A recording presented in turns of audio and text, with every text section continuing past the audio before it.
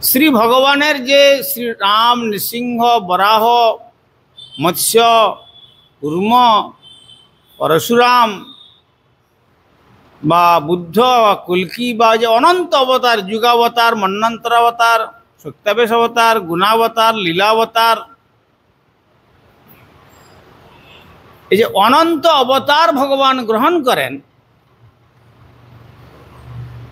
সমস্ত অবতারের অবতারই হচ্ছেন শ্রী ব্রজেন্দ্রনন্দন কৃষ্ণ। এই জন্য কবিরাজ গোস্বামী বলেছেন স্বয়ং ভগবান কৃষ্ণ ব্রজেন্দ্রনন্দন, স্বয়ং ভগবান। তো সেই স্বয়ং ভগবান কাকে বলা হয়েছে? যাহার ভগবত্তা হইতে অন্যের ভগবত্তা, স্বয়ং ভগবান শব্দে তাহাতেই সত্তা। অন্যান্য দেবদেবীগণের সকলেরই যে দেবত্ব বা ভগবত্তা, সবটাই শ্রীকৃষ্ণের দেওয়া। এমনকি ৩৩ কোটি দেবতাগণের যে রাজা, দেবদেবীগণের কথা দূরের কথা, ৩৩ কোটি দেবতাগণের যে রাজা দেবরাজ ইন্দ্র, ইন্দ্র পর্যন্ত শ্রী ভগবানের সেবক,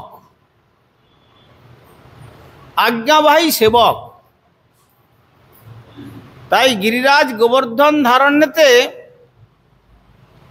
ধারণ করে যখন ইন্দ্র কুপিত হয়েছিলেন, ৭ দিন ৭ রাত অবিচ্ছিন্ন ধারায় প্রলয়কালীন সম্বর্তক মেঘবীজা দিয়ে বর্ষণ করে, আর মুহুর্মুহু বজ্রপাত এবং ৪৯ প্রলয়কালীন যে পবন, তার ৪৯ ভ্রাতাকে দিয়ে একই সঙ্গে প্রবাহিত করে শ্রীধাম বৃন্দাবনকে সম্পূর্ণরূপে বিধ্বংস করতে চেয়েছিলেন। যে সামান্য নন্দবাবার ছেলে আমার পূজা বন্ধ করে দিল, যা দীর্ঘদিন ধরে চলে আসছে, এত বড় স্পর্ধা।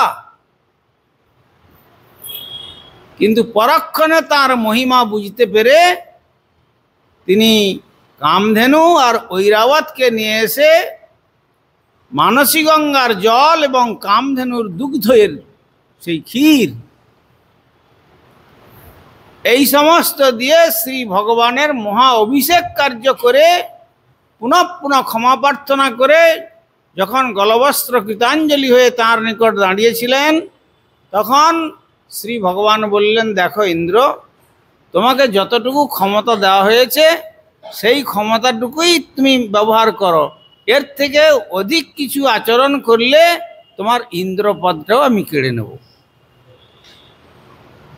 সুতরাং ৩৩ কোটি দেবতার রাজা যিনি দেবরাজ ইন্দ্র, তার যদি এই গতি হয়, তো অন্যান্য দেবদেবীগণ সহজেই অনুমান করা যায় যে তাদের অস্তিত্ব কি প্রকার, কার অস্তিত্বের উপরে নির্ভর করে। সমস্তটাই ভগবান ব্রজেন্দ্রনন্দন শ্রীকৃষ্ণের অস্তিত্বের উপরেই তাদের অস্তিত্ব।